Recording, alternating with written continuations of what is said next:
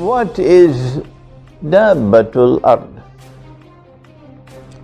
Which comes and will come, because has not as yet happened, and will destroy, this is consuming, destroy, this property of the stuff connected with time,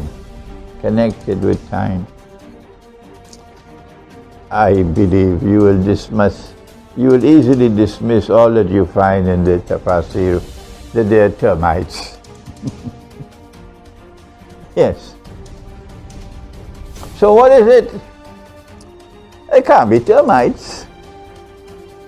It has to be something which will destroy the miraculous quality of the stuff, the heart of the stuff, the spiritual heart of the stuff, which gave you the capacity, if you're holding on to the stuff, to intervene in time.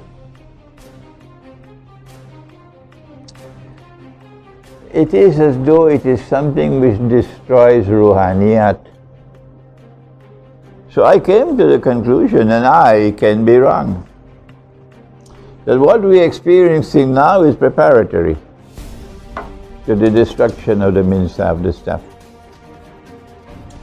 And in the process of launching this attack on the minsa of the stuff, the attack is being launched on the spiritual heart of mankind. And the most vulnerable of all in mankind are the children. The spiritual heart of the stuff is connected with the capacity to think, the capacity for internal sight, and memory is critically important for thinking. If your memory becomes weak, you cannot be a great thinker. And one of the reasons why we recite the Quran every day, rows, is because the Quran has shifa in it. And one of the first things that shifa does is to keep our memory strong. What can it do? What can it do to the child? And when I look at the children today, I see that memory is declining in the children. I teach them because parents did not teach them. I say, okay, first surah, Suratul Fatiha, second one, Suratul Baqarah, third, Suratul Ali Imran, fourth, Suratul Nisa, fifth, Suratul Ma'idah. Now go, give you 5 minutes, go walk, memorize. Come back. Now you tell me, first 5, you tell me. The children who have the smartphones and who live in the city have the least memory. And the children from the countryside, gaon, who are not exposed to the smartphone, the internet, the electromagnetic waves around us today, and who don't live in the city, they have the best memory. So our Prophet said, largely perhaps because of Dabbatul Ard. He said the time will come when a believer, in order to protect his deen, would have to flee to the mountainsides. Why? Because the mountain blocks, you can't use your cell phone. He'd have to flee to the mountainsides and the places where rain falls. Take with him some sheep and goats.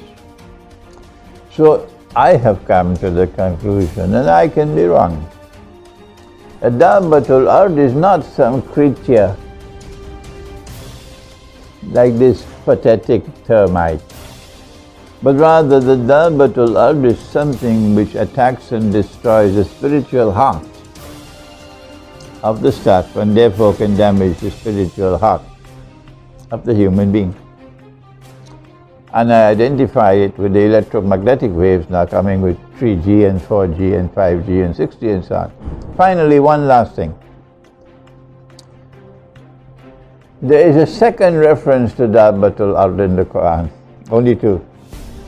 This is the first one, with the staff, consuming it. The second one is that Dabbatul Ard is a sign of the last day, and that they would either speak to mankind or damage mankind. The Arabic text can be read two ways. If it's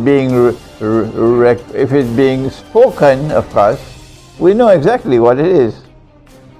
But when it's not spoken and it's written, then they put in these diacritical marks, fatha and kasra and dhamma, and you can change it around because this didn't come from Allah. This is human beings. So they wrote it, the Dabbatul Ard tukallimuhum, would speak to mankind. And I said, I want to take that with a pinch of salt, because I still have a mind with which to think. Speaking to mankind? The other one is taklimuhum, would injure you, damage you. I said, that makes more sense to me. But because I accept that the Quran is saying that the Dabbatul Ard will damage you, this one makes a lot of sense. And the damage is already taking place.